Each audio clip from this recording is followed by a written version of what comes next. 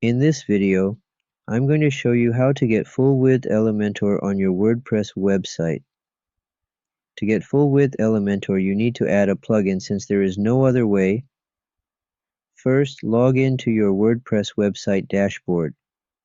On your WordPress website dashboard, hover over the Appearance tab and left-click the Themes option.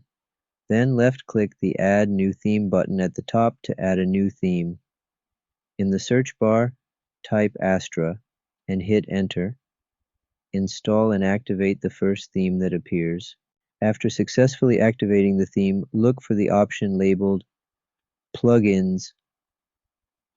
Hover over the Plugins and left-click the Add New option. In the top right corner, type Astra and hit Enter.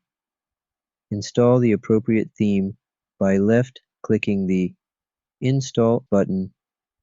After a few minutes, the theme will be installed. Then, simply left-click the Activate button to activate it.